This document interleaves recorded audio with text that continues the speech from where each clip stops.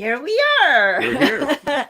We are back on the Smarten Up Show, a biblical view of parenting, Education principles. Yes.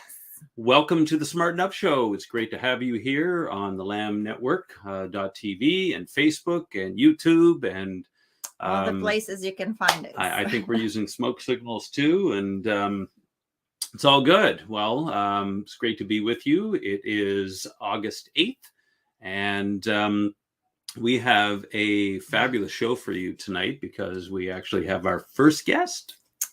We're so excited. We are excited. We want to bring you guests that are going to provide insight into different aspects of what's going on in our society. Mm-hmm. And so I don't think we should delay any further. Could you introduce our guest, please? Our guest tonight is the local chapter leader of Action for Canada. She's also got her own network called Niagara Unity Network. She has been involved in many different things regarding promoting truth to people. And without further ado, we want to introduce to you Angela Nicastro. Welcome, Angela. Great to have you with us tonight. Thanks for having me. I'm honored to be your first guest. Yes, indeed.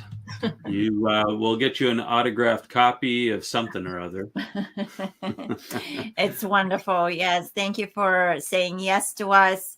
We want to provide your insight here on the show. Daryl and I have kind of the last couple of weeks have laid the foundation of what's happening, but I think it's time people heard a different perspective. So you're a parent, you're a grandparent. Mm-hmm. Tell us, how did you get started into, I guess you're more of an activist at this point and really involved in the community. What got you going? Well, I joined Action for Canada and became chapter leader in Niagara region. And I was learning a lot about the SOGI 123. And in Ontario, it's actually called Win 6 Ed Education. And just as I was just learning myself, because my kids are older and my grandkids are quite young. So I, just like a lot of parents, some months ago or a year ago, I was just starting to learn about all these things. And I've learned quite a bit over this past year.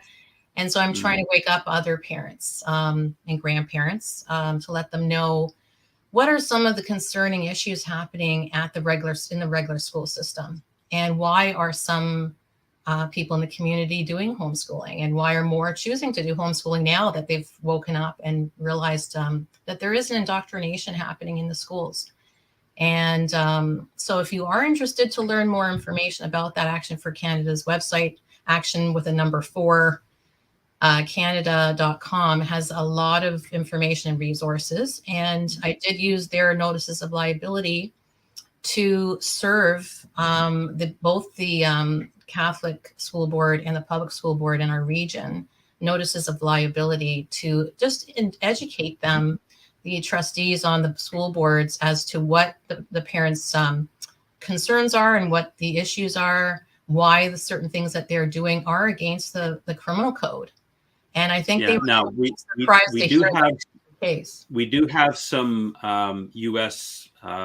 Viewers as well. So for those of you in the U.S. who really don't understand the dynamics, in Ontario, the Catholic school is actually funded by the Ontario government. So it's essentially a public school. It's essentially public school because they have to follow the same dictates, because people in the U.S., Catholic schools, like, well, what does that got to do with anything? All right. So there's a lot of people who think that, the Catholic school, they're going to follow Catholic doctrine when it comes to education principles. And they don't think a lot of this stuff like SOGI, the sexual orientation, gender identity, critical race theory is going on in the Catholic schools. You have firsthand experience to say otherwise, don't you? Absolutely. Actually, the worst offense in our region was with the Catholic school board. I was trying to get on with some help from a parent that's on the parent involvement committee, and she's a parent, and had access to the school portal to just get a list of books that we wanted to see if any of these concerning books that had pornography in them and some very inappropriate materials there for younger students. So I wanted to get a list of these books that were available in the school. So we were on the school portal, and we found even more disturbing issues that was on the Catholic School Board's portal. It was a link to the National Film Board of Canada. And on that, they had videos and interviews with adults about adult type of topics, such as rape, asking a rapist why he does so. And so children as young as 8 had access on the school portal to watch that video. And there's also animated sex, very disturbing content. So I brought that to their attention with the notices of liabilities. I did screenshots of that, so I showed that I had evidence that this was material available on their portal. And so when I served them the notices of liabilities, I also gave them that evidence. And when they saw that, to their credit, they did remove that link the very next day. And so I was very grateful for that. And I did follow up with them and thank them for that. But I did indicate to them that there's much more that they needed to do. Unfortunately, I haven't got a lot of additional cooperation from them. Okay. And you've been to a number of the school board meetings protesting a lot. And this is going on in the US. It's going on right across Canada. And we're going to get into some more detail on that. But you weren't exactly treated very well at these meetings, were you? Well, none of the parents are. And I always told my group, beforehand, I discussed with them that we're always to remain respectful when we go to these meetings, be completely silent during the meeting, to be there to observe. And there were times that we brought signs to make our point. So a silent kind of protest, but being respectful, right? And there were some times that we did have some dialogue with them afterward. They stayed afterward to speak to some of the parents. But one of the times was when we were questioning them as to why they denied my delegation. I jumped through all their hoops because I needed to be showing my tax monies are going to the separate school system. And in our area, and I had just moved into the area, you're automatically put into the public school system. And so you have to make an application to then have your monies directed to the Catholic School Board. So I had to do that in order to be considered as a delegate. So I did all that. I went through and filled out all the forms, had it all done, got a emergency letter, a confirmation letter from the Municipal Property Assessment Center, and just as they needed. And when they got my letter, they said they couldn't accept it. And I think that was because they knew my name, that I had served them their notices of liability, and they were afraid of what I was going to say. And when we did question them about that at one of the school board meetings, they indicated that they didn't have to provide me an answer or a reason why they denied a delegation. There's no need for a reason. Right. The topic, I think, what was the topic that you were trying to raise up? I think it was around June time. Yes. No. I asked quite early on. I served them notices of liability back in November.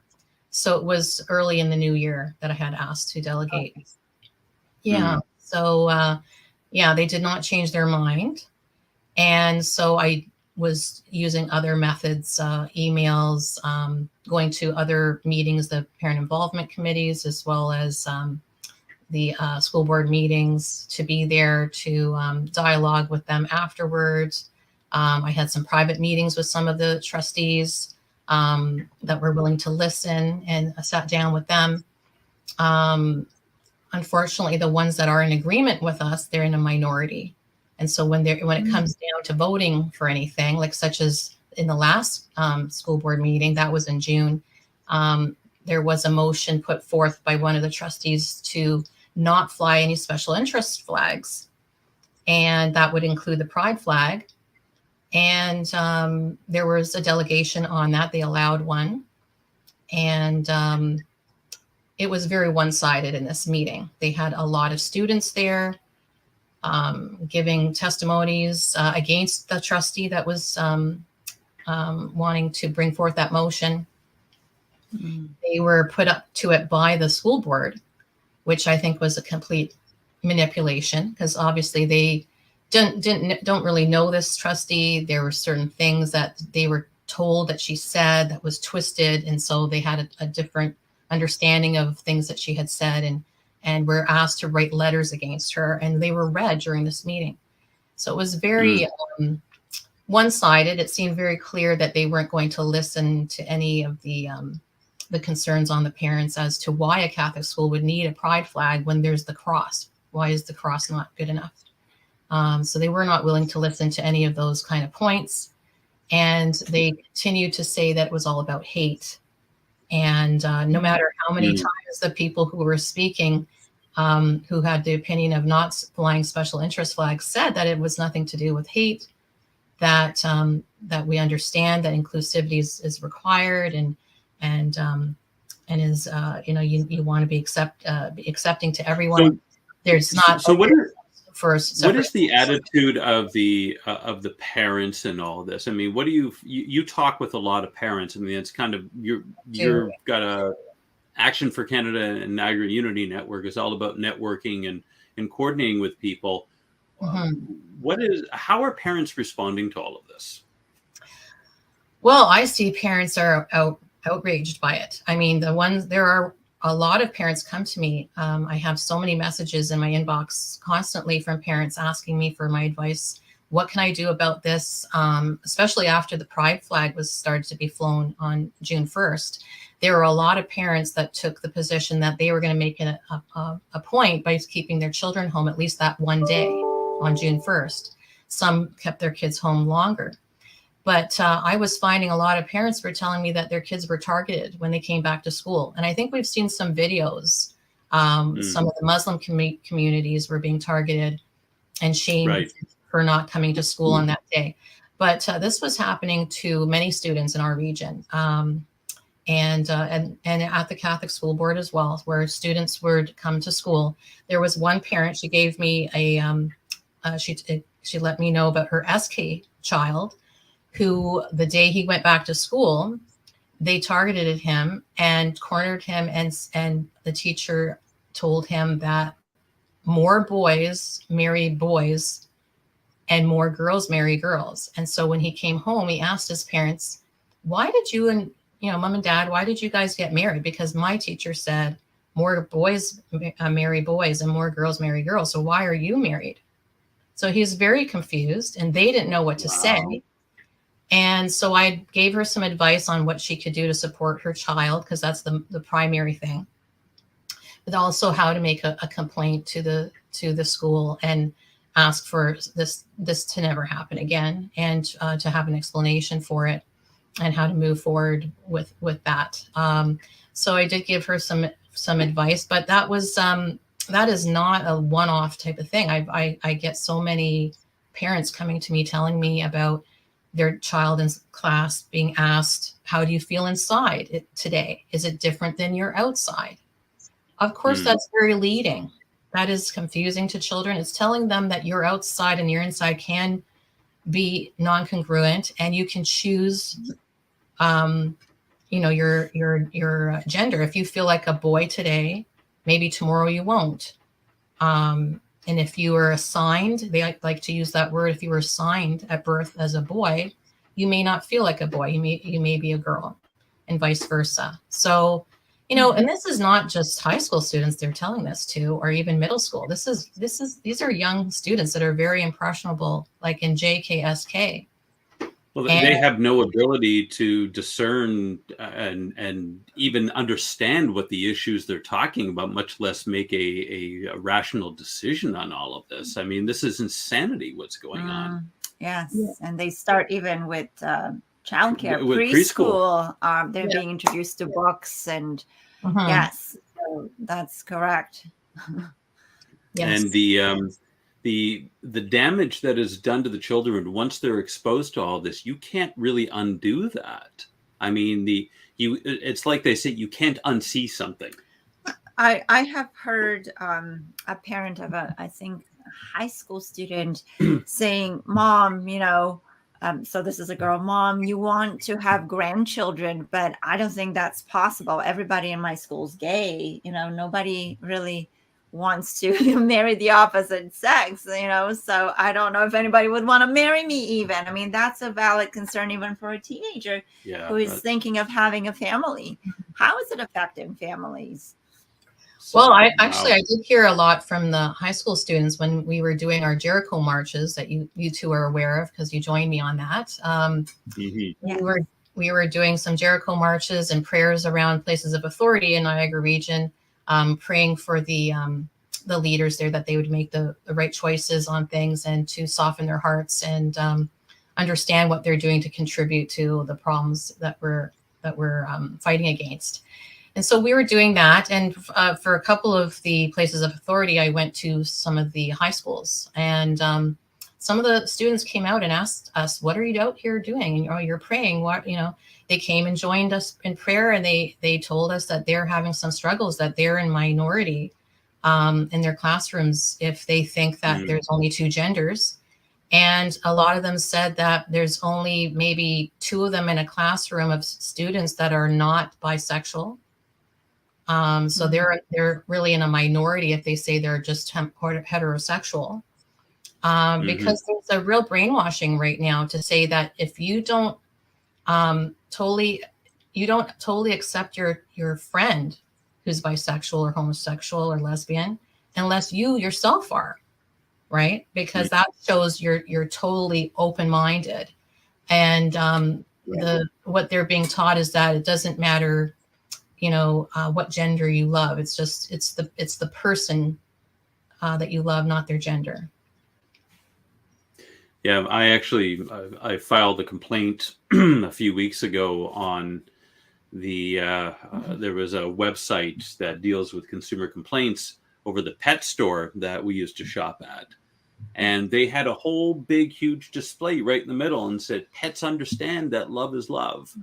My pets, we have 3 cats and they've all been neutered and spayed. They don't really care about human sexuality. They just want to make sure they're getting their food and having their litter changed, and that's all they're concerned about. But do you think that is also going to be promoted as the next, sexual... bestiality, of course. Yes. That's headed there. We have, children dressing, and even teachers now dressing as Furries, yeah. Yeah. So is I've that... got a lot of reports from parents saying that there are furries, and I've asked for pictures, and I got some from some parents giving me pictures of students blurring out their faces to not for privacy, but to show me, yes, there are furries in the schools, and I have not got any kind of evidence about litters. I was trying to get that evidence, but perhaps that may be an exaggeration, perhaps. But I have heard from some parents that was happening, but I wasn't able to get any kind of clear evidence on that. Right. Well, are parents allowed to go in schools and check out the situation if they have questions? Like, how easy is it to be involved? That's another thing that's happened more recently. That's a policy that's come into place not too long ago, where we used to be some years back that we had the right to ask if our child was experiencing bullying or they were having some emotional issues, and as a parent we were concerned about what was happening in the classroom, that we could ask to attend and sit in on a classroom. But now there's some parents that have been asking about that are being told that there's a policy in place now that prevents them from doing that they are not allowed to do that. So parental rights are eroding more and more here. So We know that when it comes down to gender confusion and a child wants to is questioning or isn't sure, or they feel that they're in the wrong body, they can get hormones, chemical castration very easily, very quickly. And that will Wow. lead to mutilation down the road, because that's many of them that are detransitioning now are saying that they felt enormous pressure to do those surgeries. You know, that is happening without the consent of parents. The use of pronouns are happening without the consent of parents. And teachers are being told that they should keep these secrets. And since when was secrets allowed or normalized for adults to have, and secrets to be kept by from parents? Kids can't even take a painkiller. You can't even give an aspirin to a student without parental permission. But now you can have your body mutilated. I mean, it's such a contradiction, and it's such hypocrisy. And this is what really drove us to start School Pods Canada, to provide.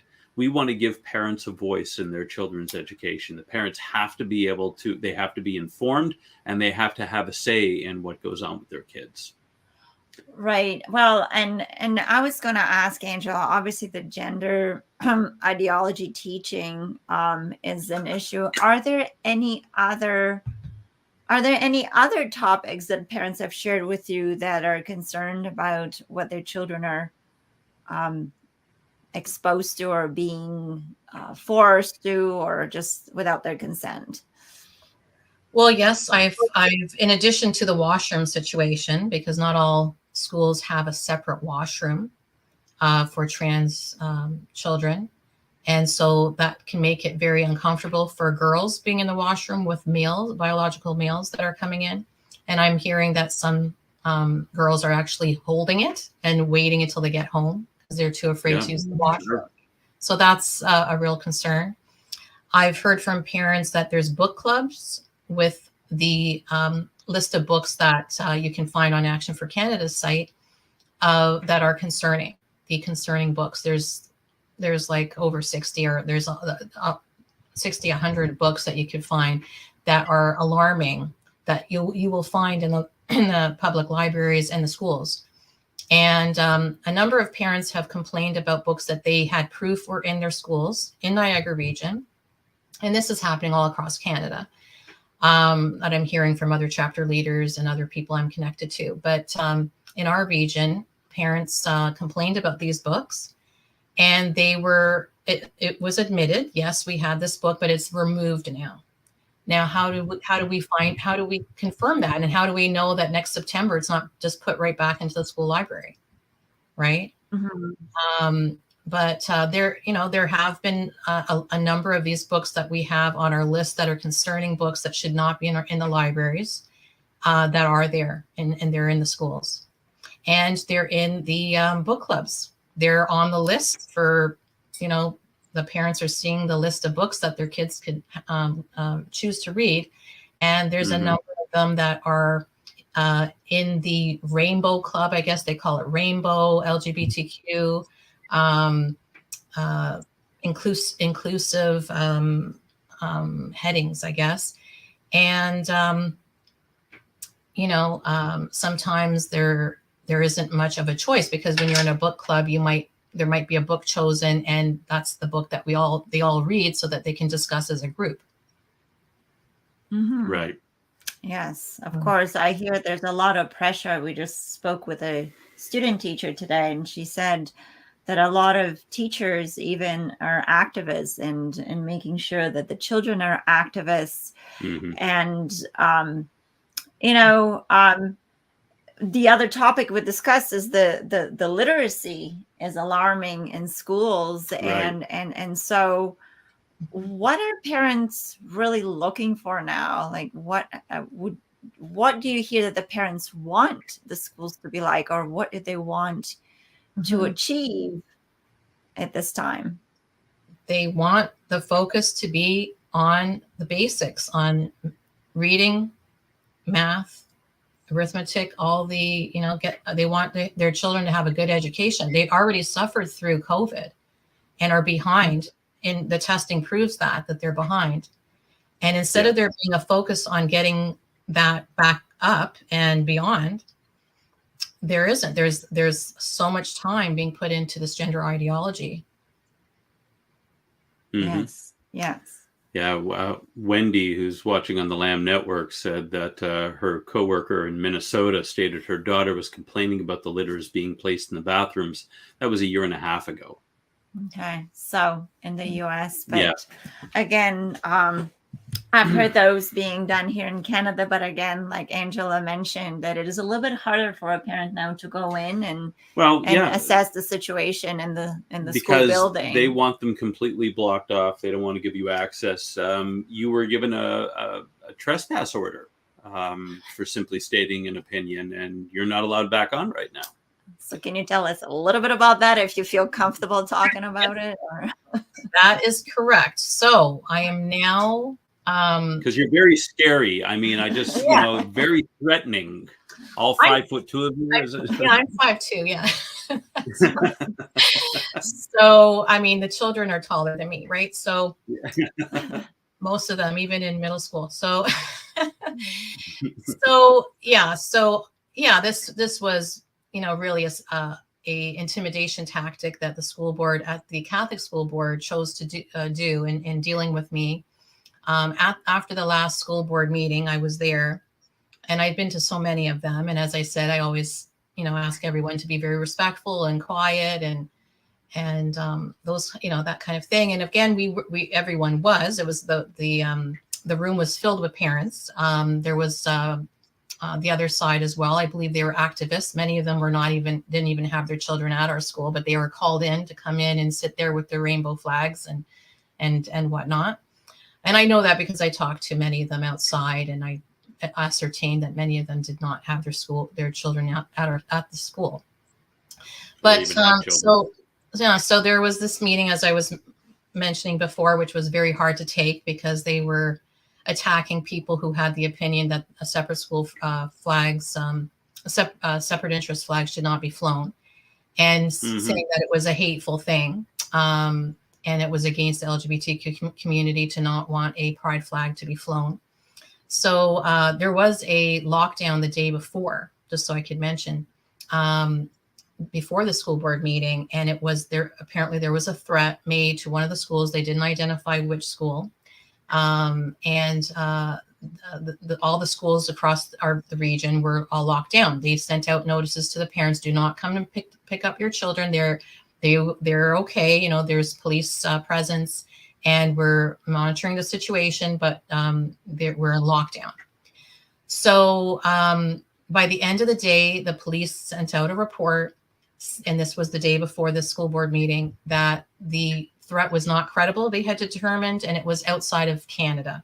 Later, I found out that it was made from Germany, from a child who was playing online games with someone from the school, a high school student.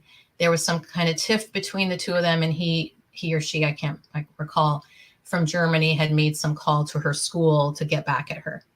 So this had nothing to do about hate, about the community or anything, but yet through the whole meeting, they had the students talking about how other students didn't feel safe to come to the meeting because of the hate and because of this threat that happened the day before. And they were not giving the actual facts about this police report that happened at the end of the day. And it was almost like they didn't know about it.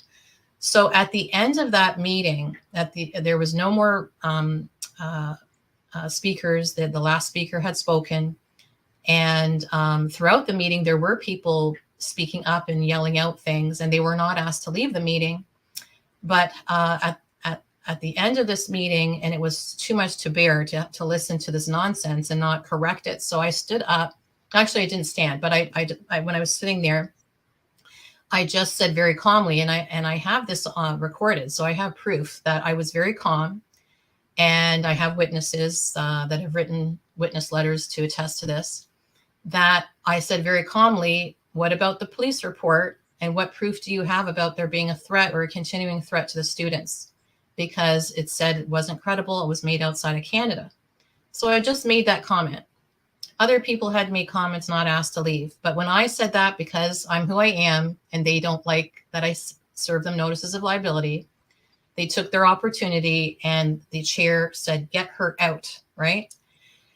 And so I didn't fight it. I said, fine. This was a waste of time anyway, this meeting, because we knew that they were going to vote down about not flying the pride flag. So I was not needed. It was not necessary for me to be escorted out. There were security there. There were police there in the premises.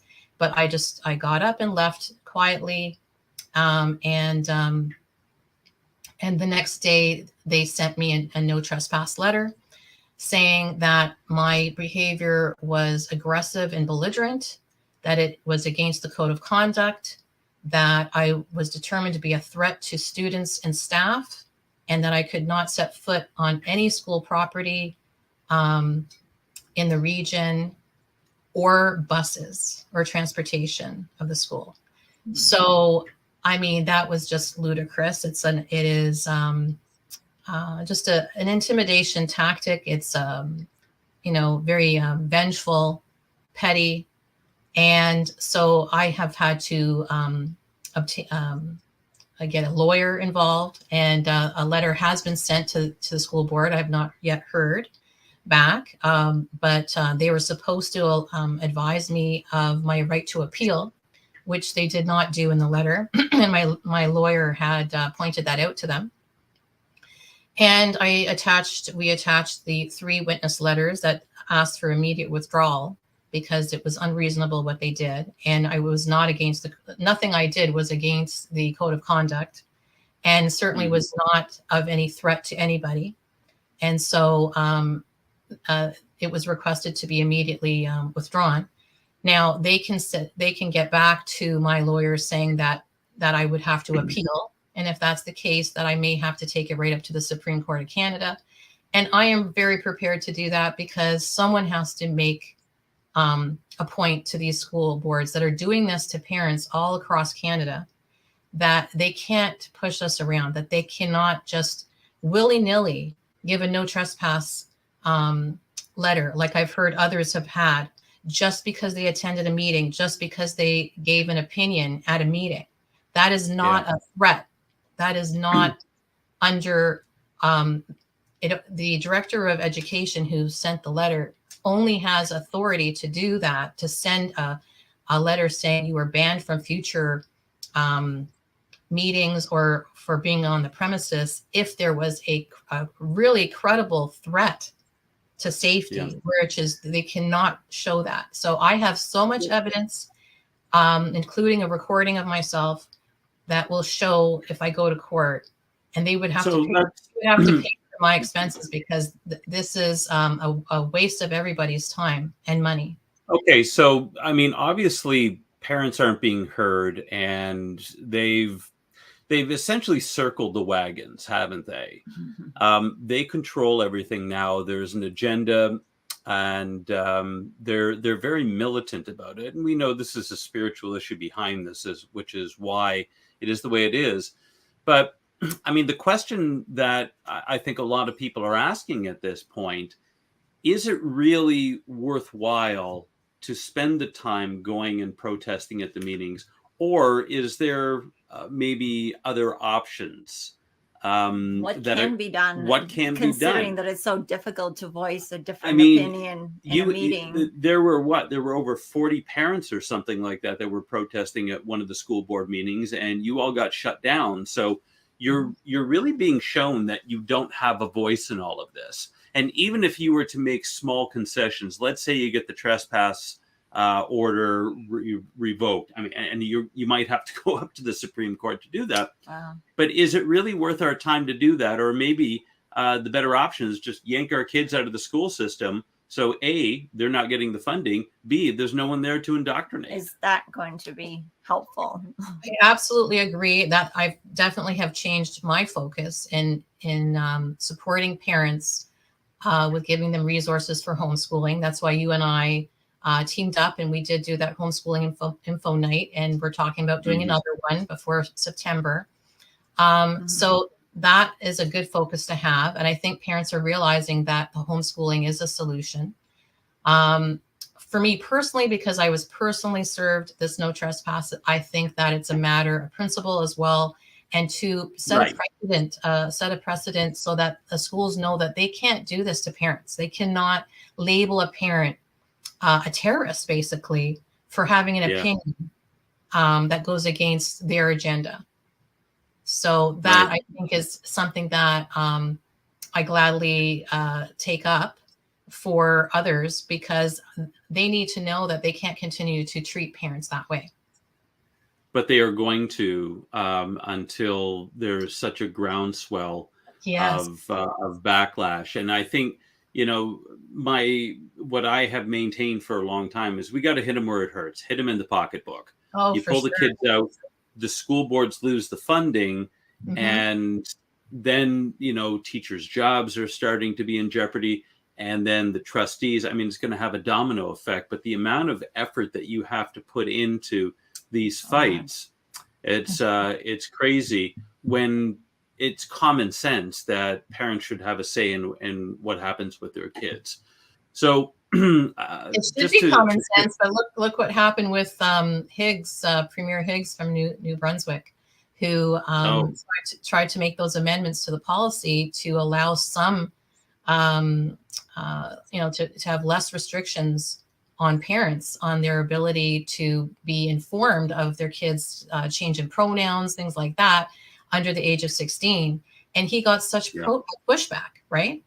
He should not have had pushback that way. There were people threatening to leave his cabinet because how dare he say that parents should have some common sense is not common practice. That is for sure. So just to shift focus a bit here, because there's a couple of other things I want to get into. Tell us about the new network you've set up, Niagara Unity Network, None, where we make it a habit to be unified. And that was your slogan. I say none, the other none, but we're going to have none of tyranny, none of the indoctrination, right? Right. Absolutely. Play on words. What was the motivation in setting that up, and how is it going so far? How are you helping families now? Yes, so this is a new initiative that I've started because I had a need to do some things that are outside of Action for Canada. They are a great organization, and they touch on so many things. They have so much amazing resources on their website, as I mentioned before. However, there's certain things like issues of parallel society, certain networks that are like getting together between religions and including the LGBT community, who are also against this indoctrination. There's Gays Against Groomers as well that I try to inform people about, and not everyone is aware of. And so I was able to work more with all of those communities, including the Muslim community, who is now speaking out so much now in Canada and from Ottawa, and is even starting a 1 million person march that they're trying to get coordinated for September 20th.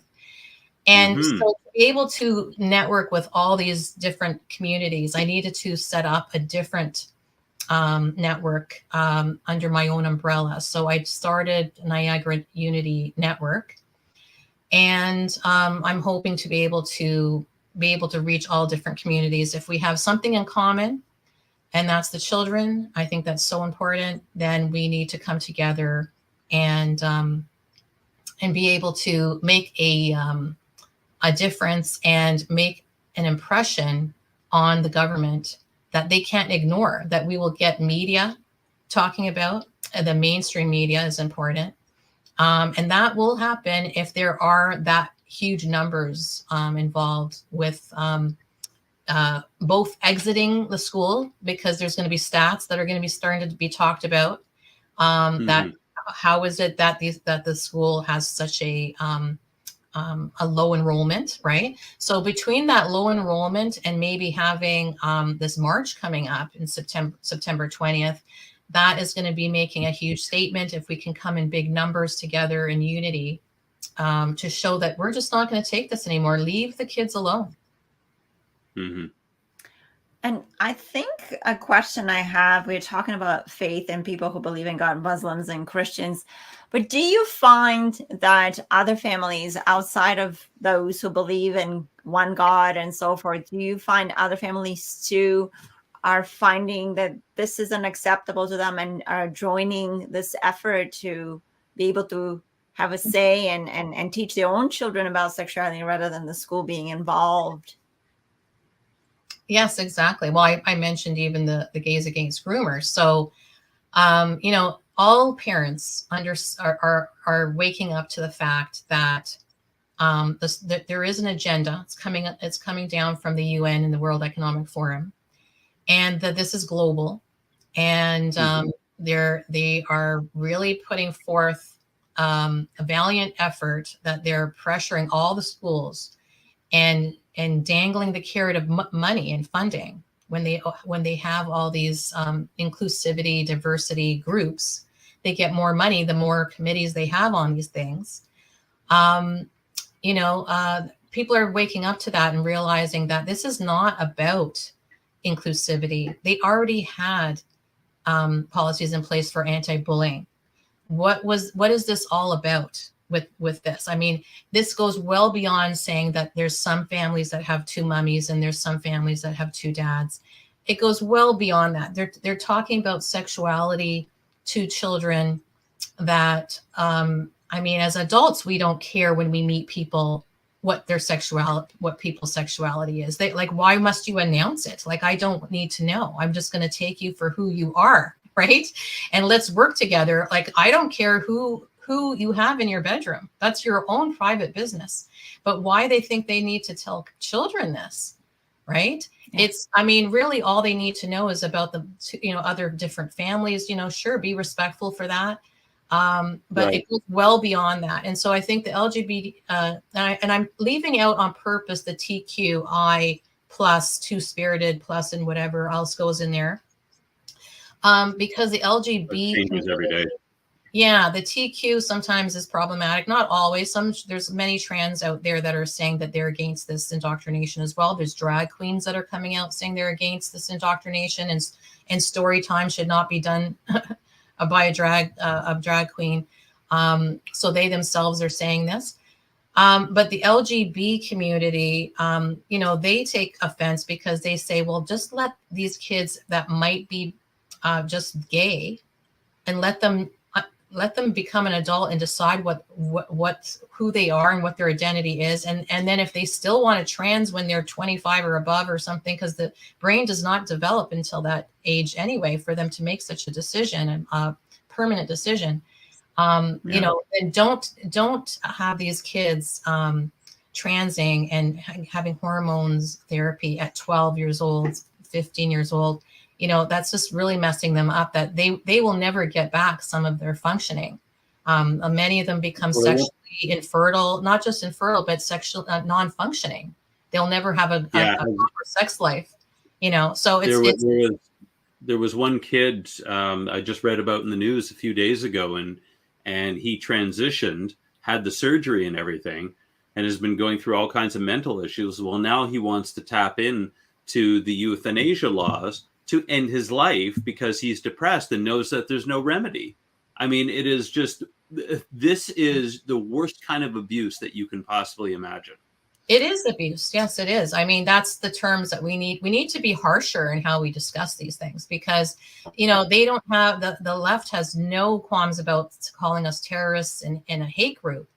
And we're not about hate at all. We're not against anyone's lifestyle. We're not saying that at all. That's why we are working with Gays Against Groomers, why we work with the LGBT community. And while all religions are all coming together to come together on this front, because we understand that it's not about someone's lifestyle or, you know, inclusivity or diversity. It's about indoctrination of children, that they are purposefully leading children to make changes that are not they wouldn't normally do. Like there's so many adults that realize that maybe they were a tomboy when they were a kid, and they worked it out. They were just, a lot of women. That's why there's more women transing than men, or more girls, I should say, because they're young when they're doing this. Because a lot of girls are not comfortable with their body, and this is a normal thing that they need support around. And instead of supporting them, they're just told, oh, well, I think you're correct. You're probably in the wrong body then. And then now it's going to lead to permanent changes in your body.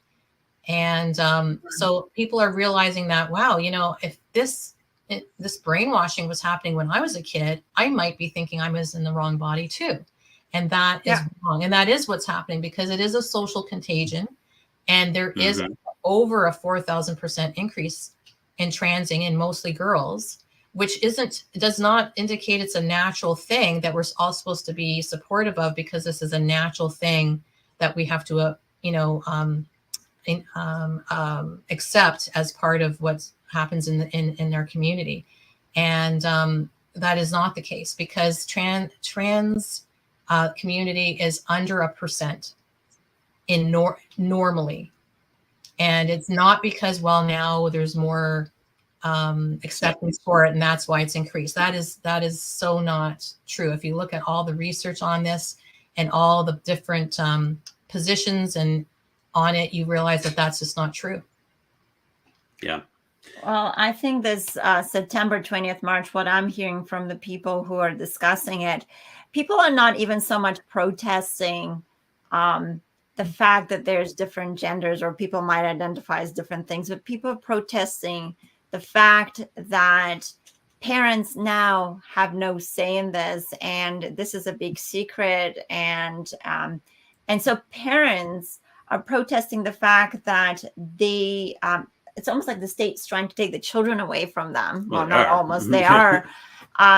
But also, like you said, those children before the age of 25, and we were all pretty mature, in our early 20s, are making these big decisions. And in Teachers College, was taught that we need to be the adults in those children's lives, need to be their guides, to point out to them the long-term effects of what they're doing, because they're not capable of doing that themselves. So if the parents are cut off from that thought process, then whoever has the agenda is going to determine what the children are going to do. Yeah. So what can you tell us about this march on the 20th of September? I mean, this is sounding like it's going to be a big deal. I mean, a 1 million person march. Yeah. And it was even covered just a couple of days ago on Redacted with Clayton and Natalie Morris. They spoke to a journalist in Ottawa about this. So it's being organized by a Muslim guy. And I think, as much as Justin Trudeau embraced the Muslim community for convenience, of course, I mean, he never really cared about any of us. But, now that it's kind of, you cannot support the gay community and the Muslim community at the same time and expect to be able to juggle that, because eventually they are going to come into conflict with each other. And I think what's happened is that Trudeau has now awakened the Kraken. Well, but there's division. So how do you encourage people to be involved in this, or around it? Well, from what I understand, the 1 million person is they're encouraging people to come to Ottawa. Yeah. For that 1 million, because that is where Parliament is, and that's when they will be coming back to Parliament that week. And so it will get some news coverage if there's 1 million people there at Parliament. Well, this is reminiscent of the truckers' convoy last year. Yeah, exactly. So again, Canada can lead again on this front, and this time because of the children. And, Ottawa has had in the past, leading up to this, a number of protests where Christians, Muslims, Jewish faith, every faith, and the LGBT community were all coming together and it was being highlighted in the media, and it's being covered by, Fox News, all those different places in the States as well. So it's getting a lot of coverage that, that this has been taking place. And so I think more people are aware of it. More people want to join in. And so I feel like there's going to be a lot of people there. Hopefully it is going to be 1 million people. I would encourage everyone, if you can, do that. And if you can't, for some reason, be there, because not everyone can. You have restrictions with work or different things. I suggest write your MPs, your MPPs that day, so that they're flooded with their emails about saying, I can't be there today, but I'm emailing you because this is how I feel. And so that if they're not seeing the 1 million people there in person, then at least you're adding to your voice being heard as one of those that flooded them with emails that day. And so make sure that your local MP and MPP know that how you feel about this. Because what's happening now, I should add, is that, they are starting to teach the teachers that they have to refer to all students as they and them. And so no longer is it that, if that child wants to change their pronouns, and the thought is by a lot of left leaning people that, you have to respect their pronouns. If that's the pronouns, then you have to use them. But now it's not a matter of that this child feels different and should be respected for changing their pronouns. It's every child now is being told that they are going to be no longer a he or a she, or a he, a he or a him or a her. It has to be a they and a them. So it's really removing, the humanity of the kids. I mean, Can you imagine growing up being called a they or a them? Now, what's going to happen with these kids? This is a huge problem. And not only that, but they're coming up with School Pass. If you look up schoolpass.com, they're coming up with the idea of having children have a digital ID. And while that might sound like they try to sell it as being safer for your kids, it's if put in the wrong hands, whether it's hacked or just managed by the wrong people, they have all this information on your children, and they've been gathering this information by surveys with all these kids for many months. And that's what we've been trying to tell the school boards that we're against, all these surveys asking personal questions of students, all this for this past year. They're asking them about, their room. How many rooms do you have in your house? Do you have internet? Do you, like things that it's not about. Yeah, like it's also asking them about what gender do you identify as, and all these things, which they're like, why are they asking the kids these things? But also very personal and odd questions about their home life. And so where is this information going? There's a database being collected on these children. And then now they're talking more and more about the digital ID passes. That's going to make it safe for the children. And that'll lead us to the 15-minute cities. Yes, the 15 minutes, it's all connecting, right? So that's all about control. It's not about safety. We know that, just like the 15-minute cities are not about safety and convenience. It's about control. Right. And, and then also I'm hearing more and more from parents that their kids are getting vaccinated at schools and different places without their consent. And that's going to happen. And, there's going to be the next pandemic and the next thing. And every time this happens, and the world, the WHO is going to be involved, they're going to come out with it saying that parents don't have a say, that is required, and they're going to end up having their kids vaccinated against their permission. We got about 1 minute left, and so we just want to encourage parents that take your kids out.